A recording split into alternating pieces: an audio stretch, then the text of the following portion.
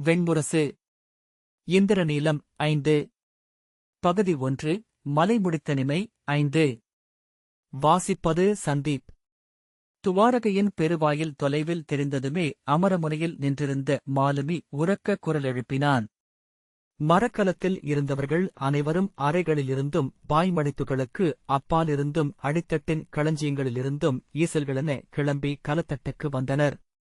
மழைக்காலம் முடிந்து தெளிந்த காலைவானம் தேனிறமாக விரிந்திருந்தது.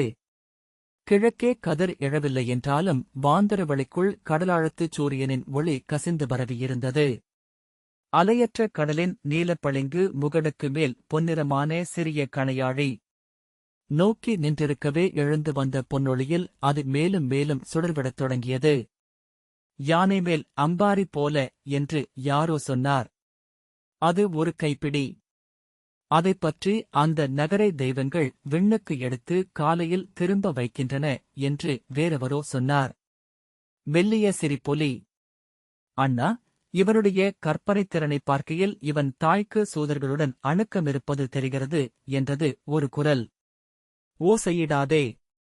அப்பால் இளவரசர் நின்றிருக்கிறார். மேலும் பதிந்த குரலில் ஏதோ கூற்று. அடக்கிப் பிடித்த சிரிப்புகள். கடற்காற்று கரையில் மோதி திரும்பி வந்து சுழலப்பாய்கள் உப்புநீர்த்துளி சிதற அடித்துக் கொண்டன.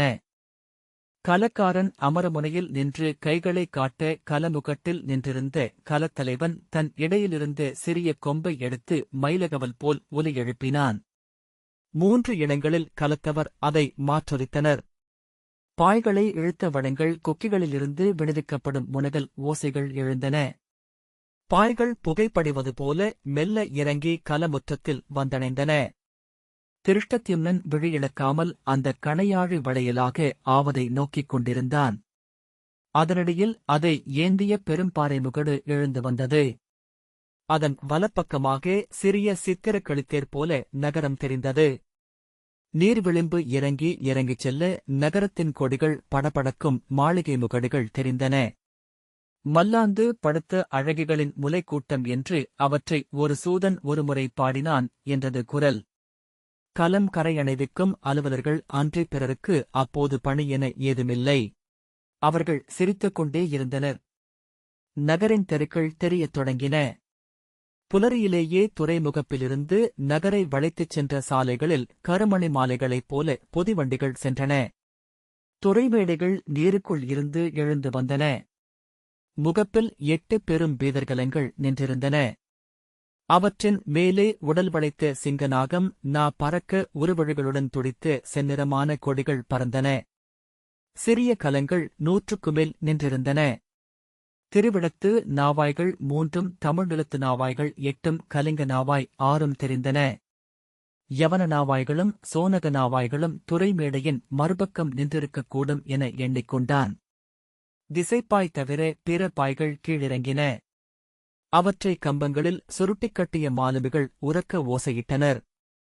அலைகளில் பாய்ந்தேறி விழுந்திறங்கியபடி அவர்களின் கலம் துறைமுகப்பை நோக்கிச் சென்றது.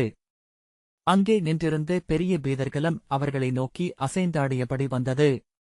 நோக்கி நிற்கவே அதன் உடலின் கரிய மரப்பரப்பு பெரிய கோட்டை போல மாறி திசையாகியது. இருளாகி விழிகளை மூடியது. அவன் பெருமுச்சுடன் திரும்பி தன் அறைக்குள் சென்றான். அவன் ஆடை மாற்றி கலமுகப்புக்கு வந்தபோது அவன் கலம் துறைமேடையை அணுகி அங்கே நின்றிருந்த 12 சிறிய கலங்களுக்குப் பின்னால் நின்றிருந்தது.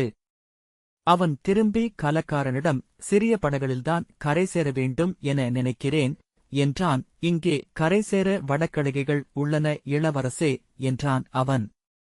அதற்குள் திருஷ்டத்யும்னன் அதைக் கண்டுவிட்டான். துறைமேடையில் நின்றிருந்து பெரிய துலாக்கால் ஒன்று மெல்ல குனிந்து ஒரு கலத்தை நோக்கி வடத்தில் கட்டப்பட்ட மூங்கில் கடிகை ஒன்றை இறக்கியது. அதில் பயணிகள் ஏறிக்கொள்ள அப்படியே தூக்கிச் சுழற்றி கரைக்கு கொண்டு சென்று இறக்கியது. திருஷ்டத்யும்னன் யானை தூக்கி இறக்குவது போல என்று புன்னகையுடன் சொன்னான். வடக்கடுகை அவன் கலத்தில் இறங்கியதும் சிறுவர்களுக்குரிய உவகையை அடைந்தான். சிரித்துக் கொண்டே இருப்பதை கலக்காரனிடம் பேச முனைந்தபோது உணர்ந்து முகத்தை இறுக்கியபடி, பரிசில்களை உச்சிக்குள் அரண்மனைக்கு கொண்டு வந்து விடுங்கள் என்ற பின் ஏறிக்கொண்டான். கடிகை ஒருமுறை அதிர்ந்தபோது அடிவயிற்றில் அச்சம் எழுந்தது. பின்னர் அவன் மெல்ல வானில் எழுந்தான். சிறிய கலங்கள் கீழே சென்றன. பின்னர் பீதர்களின் கலத்தின் பாய்கள் மட்டும் இணையாக மேலே வந்து கொண்டிருந்தன. வானிலிருந்து கீழே நோக்கியபோது மீன் கூட்டங்களாக நாவாய்கள் மொய்த்த துவாரகையின் துறைமுகப்பு ஒட்டுமொத்தமாக தெரிந்தது. விண்ணில் மிதந்து சுழன்று மறுபக்கம் சென்றபோது ஒன்றுடன் ஒன்று பின்னி வலை போல விரிந்த துவாரகையின் தெருக்கள் தெரிந்தன. பூக்குலைகளும் தளிர்கிளைகளுமாக பொதுமழை நீர் பெருகி வழிவது போல அவற்றினூடாக வண்ணப்பட்டாடைகளுடன் நிறைந்து சென்று கொண்டிருந்த பெண்களின் நிறையைக் கண்டான். அவர்கள் எழுப்பிய இசையை அத்தனை ஓசைகளுக்கு நடுவிலும் தனித்து கேட்க முடிந்தது. நிலத்தை நோக்கி இறங்கி மண்ணைத் தொடாமல் ஆடி நின்ற கடிகையை நோக்கி வந்த இரு வீரர்கள் அதைப் பற்றி வணங்குகிறேன் இளவரசே என்றனர். அவன் சிரித்துக்கொண்டே இறங்கி, பறந்து இறங்கியிருக்கிறேன் கந்தர்வர்களைப் போல என்றான். வீரர் தலைவன், கந்தர்வர்கள் இன்று துவாரகையில் வந்து குழுமுவார்கள் இளவரசே என்றான். திருஷ்டத்யும்னன், ஏதேனும் விழவா என்றான்.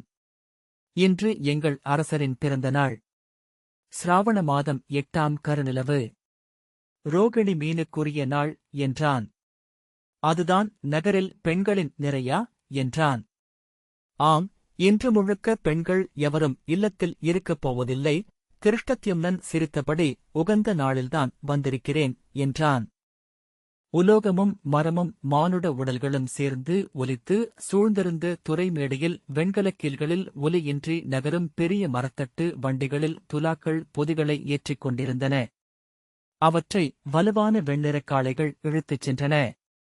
4 அடுக்கு துறைமேடையின் கீழே இருந்து 3 அடுக்குகளிலும் நகரிலிருந்து வந்த சாலைகள் நேரடியாகவே சென்று மரக்கலங்களுக்குள் நுழைந்தன. அங்கே வண்டிகள் செல்லும் ஒலி எழுந்து தடித்த கர்த்தூன்களை வீணைக்கம்பிகள் என அதிரச் செய்து கொண்டிருந்தது. அவனை எதிர்கொள்ள நூற்றுவர் தலைவன் தன் அலுவல் மேடையிலிருந்து இறங்கி வந்தான். தன்னை நாகபாகு என அறிமுகம் செய்து கொண்டு தலைவணங்கி, பாஞ்சால இளவரசரை வணங்குகிறேன். துவாரகையில் தங்கள் வரவு நலன் நிறைக்கட்டும் என முகமன் சொல்லி வாழ்த்தினான். திருஷ்டத்யும்னன், துவாரகைக்கு வரும் நல்வாய்ப்புக்காக நானும் மகிழ்கிறேன் என்றபடி விழிகளால் தேடினான். 100 குடையோனுக்குப் பின்னால் 8 புரவி வீரர்கள் நிற்க ஒருவன் வெண்புரவியுடன் அணுகி வந்தான். அழகிய பெண்குதிரை அவனை நோக்கி மூக்கை நீட்டி ஆவலுடன் வாசம் பிடித்து பர் என்று தும்மியது. தலையைக் குனித்து பிணறியே சிலிர்த்துக் கொண்டு தரையை முன்கால் குளம்பால் தட்டியது. அவனுடைய வருகையை முன்னரே முறைப்படி அறிவித்திருந்தும் கூட அரசகுடியினர் எவரும் வந்து வரவேற்கவில்லை என்பதை அப்போதுதான் உணர்ந்தான். பாஞ்சாலத்தின் பட்டத்து இளவரசன் அல்ல அவன். அஸ்தனபுரியின் முதன்மை தூதனும் அல்ல. அவனை 100வன் வரவேற்பதே முறைமை. ஆயினும் அவன் எங்கும் திருப்பதியின் உடன் பிறந்தான் என்றே எண்ணப்பட்டான். அவ்வாறு எதிர்பார்ப்பதன் சிறுமையை எண்ணி சலித்து விலகிய போதும் மீண்டும் உள்ளம் அதிலேயே சென்று கொண்டிருந்தது. தன் உள்ளத்தை முகத்தில் காட்டாமலிருக்கும் பொருட்டு வாயை நீட்டி புன்னகை போல ஒன்றை தேக்கிக் கொண்டான். 100 குடையவன் வீரனிடமிருந்து கடிவாளத்தை வாங்கி அவனிடம் அளித்து, பாஞ்சாலரே, தாங்கள் அரண்மனைக்குச் செல்ல அகம்படியாக 8 புரவி வீரர்களையும் கும்பூதியையும் அனுப்பும்படி ஆணை என்றான். திருஷ்டத்யும்னன் சினத்தால் சிவந்த முகத்துடன் தேவையில்லை என்றபின் தன்னை அடக்கி வரட்டும் என்றான். பின்னர் திரும்பிப் பார்க்காமல் சென்று புரவியின் கடிவாளத்தை வாங்கினான். அது திரும்பி அவனை நக்க தன் கத்தரிப்பூ நிற நாவை நீட்டியது. அவன் அதன் வெண்கழுத்தில் வருடிவிட்டு சேணத்தில் கால் வைத்து ஏறிக்கொண்டான். அகம்படியர்கள் புரவிகளில் ஏறிக்கொள்ள கொம்பூதி தன் புரவியின் சேணத்தில் தொங்கிய கொம்பை எடுத்து மும்முறை ஊதினான். கொம்பூதி முதலில் செல்ல சீர்நடையில் திருஷ்டத்யும்னன் தொடர்ந்தான். செதுக்குகள் பாவப்பட்ட சாலை வளைந்து மேலேறி குன்றின் மேலிருந்த நகரம் நோக்கி சென்றபோதுதான் அந்த கணையாழி மேலேறி மறைந்து விட்டதை திருஷ்டத்யும்னன் எண்ணினான். அது எங்கோ வானில் இருக்கிறது. வானத்தின் காதில் தொங்கவிடப்பட்ட குண்டலம் என்று அப்போது தோன்றியது. இந்நகரத்திற்கும் அதற்கும் தொடர்பில்லை. ஒரு நகரத்தின் தலைமேல் அப்படி ஒரு வாயிலை அமைக்க எவருக்குத் தோன்றியது? அந்த வாயிலினூடாக இங்கு வந்திறங்கப் போவது யார்? யாதவர்களின் தெய்வங்கள் அனைத்தும் மண்ணில் பெரும்புல்வெளிகளில் வாழ்பவை. மூதன்னையர், குலமூதாதையர், ஆகாக்கும் மலைத் தெய்வங்கள், நீர்காக்கும் சோலைத் தெய்வங்கள். எதிரே புரவியில் ஒருவன் வருவதைக் கண்டான்.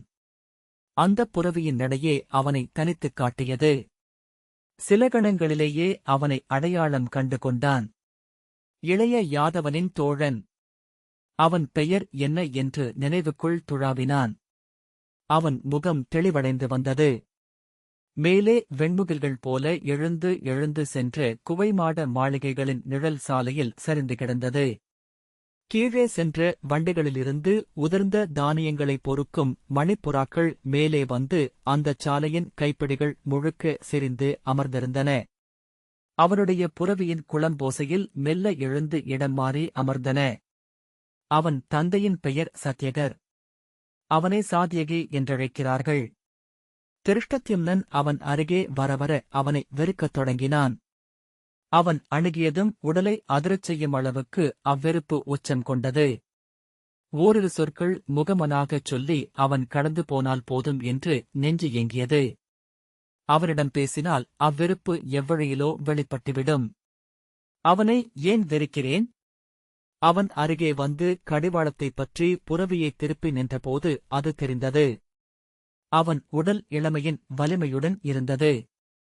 வலிமையான எந்த உடலும் தன்னுள் கடும் சினத்தையே மூட்டுகின்றது. சாத்யகி, வணங்குகிறேன் பாஞ்சாலரே. துவாரகைக்கு தாங்கள் வருவது யாதவர்களுக்கு பெருமை என்றான். துவாரகையைக் காணும் பேறு எனக்கும் அமைந்தது என்று கண்களை திருப்பிக் கொண்டு திருஷ்டத்யும்னன் சொன்னான். தங்களை நானே நேரில் அழைத்து வரவேண்டும் என்று அரசரின் ஆணை என்றான் சாத்யகி. யார் என்று திருஷ்டத்யும்னன் அறியாமல் கேட்டுவிட்டான். இளைய யாதவர். நீங்கள் இங்கே அரசத் தூதராக உணரக்கூடாது என்றும் நீங்கள் இந்நகரில் எதன் பொருட்டு வந்திருந்தாலும் அத்தூது வெற்றியடைந்துவிட்டது என்றும் சொன்னார். உங்களை முறைமைப்படி நான் வரவேற்கலாகாது என்றும் நீங்கள் நகர் நுழைந்த பின்னர் வழியில் சந்தித்து மதுக்கடைகளுக்கோ நடனக்கூடத்திற்கோ அழைத்துச் செல்லும்படி ஆணை. ஒரு கணம் திகைத்த பின் திருஷ்டத்யும்னன் சிரித்துவிட்டான். என்ன இது? எனக்கு புரியவில்லை என்றான். நீங்கள் ஓர் இளைஞனாக உணர வேண்டும் என்கிறார் என்று சாத்யகியும் சிரித்தான். திருஷ்டத்யும்னன் இத்தனை பெரிய அகம்படியுடன் எவரும் நடனக்கூடத்திற்கு செல்வதில்லை என்றான். திருப்பி அனுப்பிவிடுவோம் என்று சொன்ன சாத்யகி திரும்பி கொம்போதியிடம் திரும்பிச் செல்லும்படி ஆணையிட்டான். அவர்கள் தயங்கி ஒருவரை ஒருவர் நோக்கிய பின் நின்றனர். பாஞ்சாலரே, உங்கள் புரவியை ஒரு முறை கூட கடிவாளம் பற்றி இழுக்காமல் முழுவிரைவில் மேலே நகர் வரைக்கும் செல்ல முடியுமா என்றான். திருஷ்டத்யும்னன் மேலே பார்த்துவிட்டு 12 சுற்றுகள் உள்ளன. வழியில் மாளிகைகள். ஒரு கடைவீதி கூட இருப்பதாக தோன்றுகிறது. சாத்யகி, ஆம், மக்கள் நெரிசல் உள்ள பகுதி. ஆனால் கடிவாளத்தை இழுக்கலாகாது என்றான். திருஷ்டத்யும்னன் தன் உடல்நிலையைப் பற்றித்தான் முதலில் நினைத்தான். ஆனால் தன் உடல் நோய்க்கோலத்தில் இருப்பதைக் கண்டும் சாத்யகி அதை அறைகூவியது அவனுக்கு நிறைவளித்தது. செல்வோம் என்றான். சாத்யகி சிரித்தபடி குதிரையை குதிமுள்ளால் தூண்ட அது முன்னங்கால் தூக்கி கனைத்தபடி குழம்புகள் தடதடக்க பாய்ந்தோடியது. திருஷ்டத்யும்னனின் உடலெங்கும் அச்சம் குளிராக நரம்பதிர்வாக ஓடிச் சென்றது. மறுகணமே அதை வென்று குதிமுள்ளால் புரவியை செலுத்தினான். இளமையான பெண்புரவி. ஒருமுறை கூட குதிமுள்பட்டிராது என அது திடுக்கிட்டு நின்று உடல் சிலிர்த்ததிலிருந்து தெரிந்தது. பின்னர் கனைத்தபடி அது கொக்கு எழுவது போல பின்னங்கால்களில் எழுந்து முன்னால் பாய்ந்தது. சில கணங்களில் அவன் பறவையைப் போல காற்றில் சென்று கொண்டிருந்தான். கட்டடங்களும் விளக்குத் தூண்களும் மரங்களும் பின்னால் பாய்ந்து சென்றன. குளம்படி அவன் எண்ணங்களின் தாளமாக இருந்தது. ஆனால் அந்த விரைவு தன் சித்தத்தை கூர்மையாக்கிவிட்டிருப்பதை உணர்ந்தான். ஒவ்வொரு புறாவையும் அவற்றின் சிறகுகளையும் தனித்தனியாக பார்க்க முடிந்தது. எதிரே வந்து ஒவ்வொரு வழியையும் சந்தித்து அவர்களின் எண்ணங்களை உணர முடிந்தது. முழுவிரைவில் கடிவாளத்தை ஒருமுறை கூட இழுத்து புரவியை நிறுத்தாமல் வளைந்தும் தாவியும் முன்னால் சென்றான். நாய்களை குறுக்கே சென்ற பூனையை எதிரே வந்த குதிரைகளை, ஆத்திரிகளை, பல்லக்குகளை, சுமைதூக்கிகளை, சிறு வணிகர்களை. ஒரு கட்டத்தில் அது மிக எளிதான ஒன்றாக ஆகியது.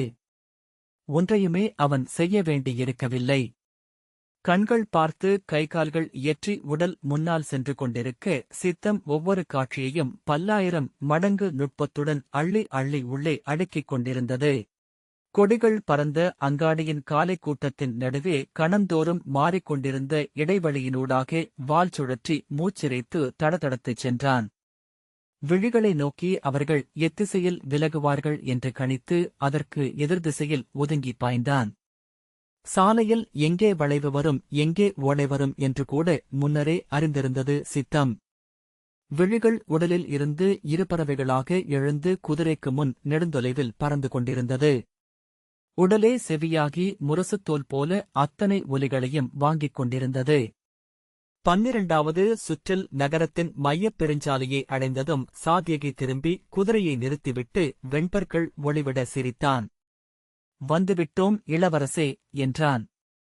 மூச்சிறைக்க புரவியை இழுத்து விரைவழியச் செய்து அருகணைந்து வளைத்து நிறுத்திய திருஷ்டத்யும்னன் நான் ஒருமுறை கூட இழுக்கவில்லை என்றான். திரும்பி ஆழத்தில் சுருண்டிறங்கிய பாதைச்சுருளை நோக்கியபோது நெஞ்சு நடுங்கியது. நம்ப முடியவில்லை என்றான். இந்நகரில் சிலரே இப்படி வர முடியும் என்றான் சாத்யகி.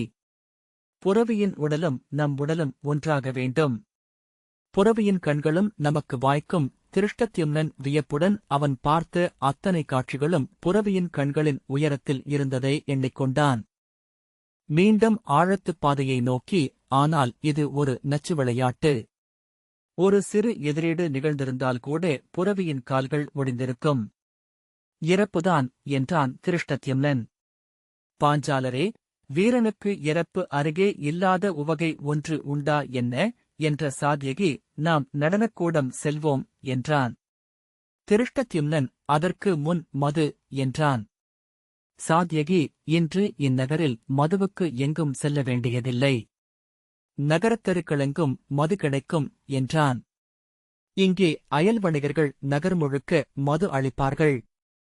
ஆணும் பெண்ணும் மதுவுண்ட மயக்கில்தான் இருப்பபார்கள். திருஷ்டத்யும்னன் இந்திர விழாவின் போது மட்டும்தான் பாஞ்சாலத்தில் மது நுரைக்கும் என்றான்.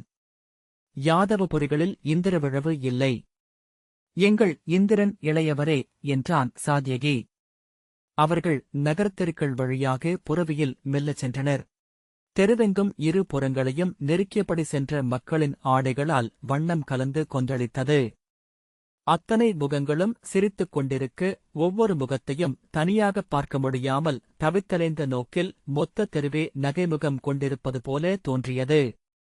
சிரித்தபடி 4 இளம்பெண்கள் ஓடிவர வண்ணப்பட்டு சுற்றிய களிக்கோலால் அவர்களை அடிக்கத் துரத்தியபடி 4-5 பெண்கள் வந்தனர். முதலில் வந்த பெண் திருஷ்டத்யும்னனின் குதிரையில் முட்டிக்கொண்டு அவன் இடக்காலை பற்றி நின்று சிரித்தபடியே குதிரைக்குப் பின்னால் சென்று ஒளிய அவளை துரத்தி வந்த இருவரும் அவன் காலை பிடித்தபடி அவளை எட்டிப் பிடிக்க முயன்றனர். அவள் கூவிச் சிரித்தபடி மறுபக்கம் ஓடி சாத்யகியின் காலை பிடித்துக் கொண்டு நின்று கைகாட்டி சிரித்தாள். அவர்கள் பிடி, அவளை விடாதே என்று கூவியபடி இருபக்கமாக வளைத்து அவளை பிடிக்க முயல அவள் பாய்ந்து முன்னால் ஓடினாள்.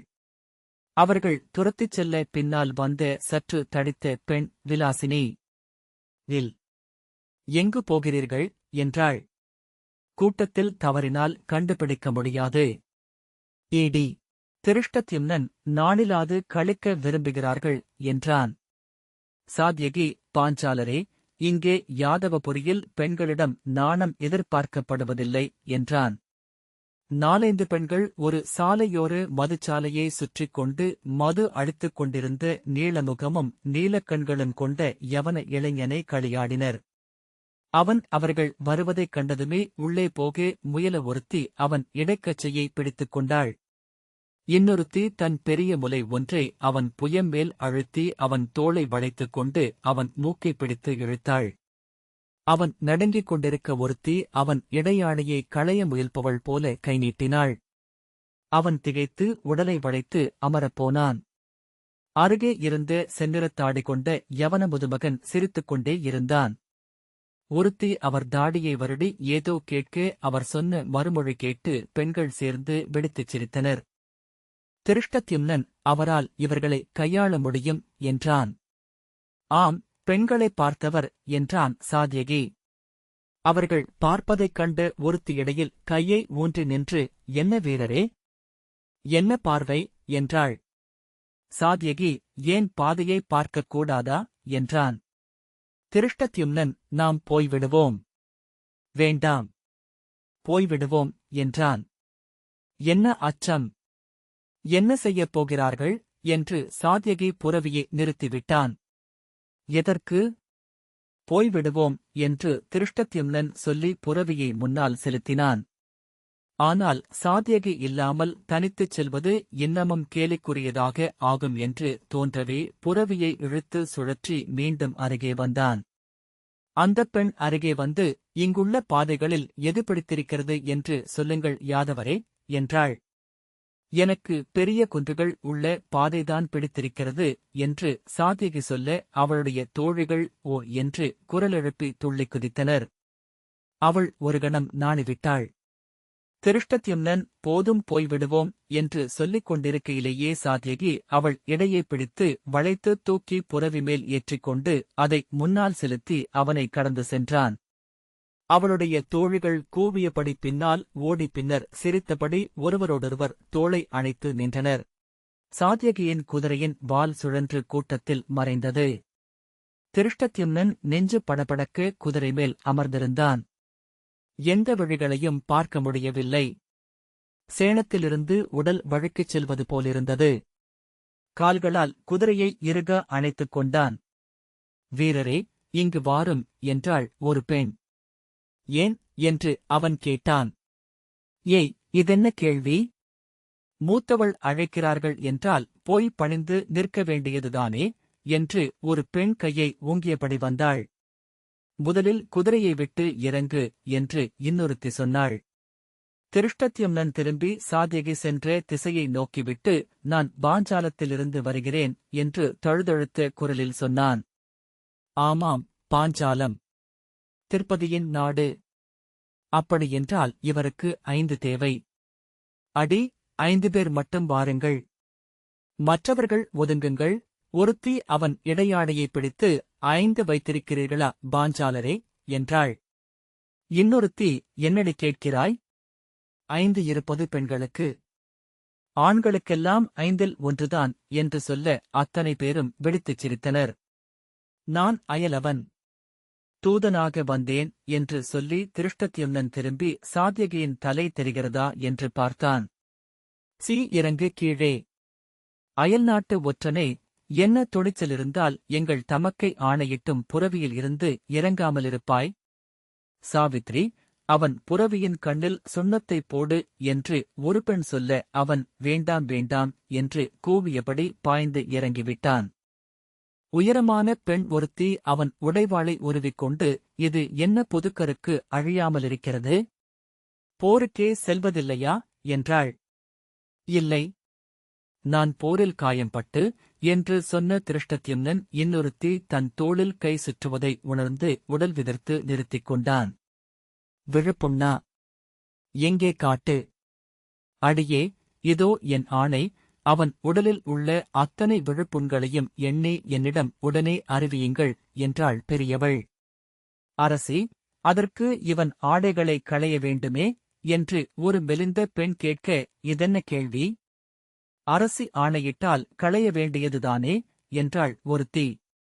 வேண்டாம், நான் இளவரசன், பாஞ்சால இளவரசன், அயல்நாட்டுத் தூதன் என்று திருஷ்டத்யும்னன் கூவிக்கொண்டிருக்கையிலேயே அவன் கச்சையை ஒருத்தி அவிழ்த்திவிட்டாள். இடையாடையின் முதல் சுற்று அவிழ்ந்து சரிந்தது. இருகைகளாலும் அவன் அதை இறுகப் பற்றிக் கொண்டு, அவமதிக்காதீர். வேண்டாம் என்றான். சரி, பாஞ்சால இளவரசன் என்கிறாய். என்ன சான்று உள்ளது? முத்திரை மோதிரம் உள்ளது. இதோ என்று திருஷ்டத்யும்னன் தன் முத்திரை மோதிரத்தை எடுத்தான். காட்டு என்று ஒருத்தி அதை வாங்கி, இதை எனக்குப் போட்டுவிடு என்றாள். உனக்கு அளவு சீராக இருக்காது. இங்கே கொடு என்று ஒரு மூத்தவள் முன்னால் வந்தாள். ஏய், உனக்கும் அளவு சரியாக இருக்காது. சரியைக்குத்தான் சரியாக இருக்கும். சரியை வாடி முன்னால் பெரிய முலைகள் கொண்ட தடித்த பெண் சிரித்தபடி வந்து நின்று போட்டுப் பார்ப்போமேமே என்றாள். போட்டு விடுங்கள் பாஞ்சாலரே என்றாள் ஒருத்தி. நடுநடுங்கும் கைகளால் கணையாழியைப் பற்றிக் கொண்டு சரி என்றான் திருஷ்டத்யும்னன். என்ன தயக்கம் என்று அரசி அதட்டினாள்.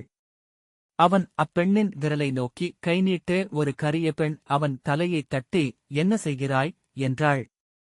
கணையாழியை போட்டுவிட என திருஷ்டத்யும்னன் இழுத்தான். நாங்கள் இங்கே கணையாழியை விரலில் போடுவதில்லை. திருஷ்டத்யும்னன் பொறுத்தருள வேண்டும் என்றான். வறண்ட தொண்டையை சரி செய்தபடி எனக்குத் தெரியவில்லை என்றபோது குரலே வெளிவரவில்லை. கண்களில் கண்ணீர் பரவிவிட்டது. என்னடி குழந்தையை இந்தப் பாடுபடுத்துகிறாய்? இளையவனே, நீ கிளம்பிப்போ என்றாள் அரசி. ஆனால் போவதற்கு முன் அவளுக்கு அந்த கணையாழியைப் போட்டுவிட்டுப் போ என்றபின் விரலைக் காட்டு என்றாள். தடித்த பெண் தன் மார்புக் கச்சை விலக்கி பெரிய இடமுலையில் சுட்டு விரல் முனை போல துருத்தி நின்றிருந்த கரிய முலைக்காம்பைக் காட்டினாள். பெண்கள் கூச்சலிட்டு ஒருவரை ஒருவர் பிடித்துத் தள்ளி சிரிக்க திருஷ்டத்யும்னன் அதிரும் உடலுடன் திரும்பிப் பார்த்தான். அவனைச் சுற்றி ஏராளமான பெண்கள் கூடியிருந்தனர். அவர்களின் கூட்டச்சிரிப்பைக் கேட்டு மேலும் பெண்கள் ஓடி வந்து கொண்டிருந்தனர். அங்கிருந்து முடிந்தவரை விரைவில் விலகிச் சென்றுவிட வேண்டும் என்று திருஷ்டத்யும்னன் எண்ணினான். அவன் இடது தொடை அறுத்துப் போடப்பட்டது போல துடித்துக் கொண்டிருக்க நெஞ்சுக்குவையின் ஒலி காதில் கேட்டது. விழுந்துவிட்டால் அதைவிட கீழ்மை என ஏதுமில்லை. அரசி, என்ன விழிக்கிறாய்? விரைவு என அதட்டினாள். திருஷ்டத்யும்னனின் கையிலிருந்து கணையாழை வழுக்குவது போல் இருந்தது. அவன் அந்தப் பெண்ணின் கண்களைப் பார்த்தான். அவள் சிரித்து, அச்சமா? இங்கே கொடு, உனக்கு நான் போட்டு விடுகிறேன் என்றாள். பெருஞ்சிரிப்பு அவனைச் சூழ திருஷ்டத்யும்னன் ஒரே கணத்தில் முன்னால் சென்று அவளுடைய முலைக்கண்ணில் அந்தக் கணையாழியை வைத்தான். அவள் கூச்சத்துடன் பின்னால் செல்ல அது கீழே விழுந்தது. அவன் குனிந்து அதை எடுத்துக்கொண்டு ஓடிச் சென்று தன் புரவியில் ஏறிக்கொண்டான். பெண்கள் சிரித்து ஆர்த்தபடி அதை அடித்தனர். அவன் குதிரையை குதிமுள்ளால் மிதித்துத் தூண்ட அது கனைத்தபடி கூட்டத்தை ஊடுருவிச் சென்றது. அதன் கடிவாளத்தை தளரப்பற்றி அதன் போக்கில் விட்டபடி மேலிருந்து நடுங்கிக் கொண்டிருந்தான். எதுவுமே கண்களில் படவில்லை. நீராவிப் படலம் ஒன்று கண்களை மூடியிருந்தது. உடலை வியர்த்து வழியச் செய்தது. மூச்சுத் திணறச் செய்தது. விடாய் கொண்டு நெஞ்சு தவிக்க வைத்தது. பின் தன்னை உணர்ந்தபோது பெய்து கொண்டிருந்த வெள்ளி வெயிலில் கண்கள் கூசின. உதடுகள் உலர்ந்த தோலால் ஆனவை போலிருந்தன. உடல்களை ஒதுக்கி வகுந்து வளைந்து வளைந்து சென்ற குதிரை கூட்டத்தில் சென்ற ஒருத்தியின் தலையிலிருந்த மலரை நோக்கி நானேட்டியபடி நின்றது. அவள் நிமிர்ந்து மதுவுண்டு சிவந்த நீள் விழிகளால் நோக்கி என்ன வீரரே என்றாள். மலர் அழகாக இருக்கிறது என்று சொன்ன திருஷ்டத்யும்னன் குனிந்து அவளுடைய கூந்தலில் இருந்த இன்னொரு மலரை எடுத்து முகர்ந்து நறுமணம் என்றான். அவள் முகம் சிவந்து சிரித்தபடி கடந்து ஓடினாள். இன்னொருத்தி அவனை நோக்கி என் மலர் வேண்டுமா என்றாள். இங்குள்ள அத்தனை மலர்களும் வேண்டும் என்று அவன் அவள் கூந்தலைப் பற்றி அங்கிருந்த செம்மலரை எடுத்துக்கொண்டான். அவளுடன் வந்த பெண்கள் கூவிச் சிரித்தனர். திருஷ்டத்யும்னன் சிரித்துக் கொண்டே புரவியைத் தூண்டி பெருநடையில் முன்னால் சென்றான். இந்த வாசிப்பைக் கேட்டதற்கு நன்றி.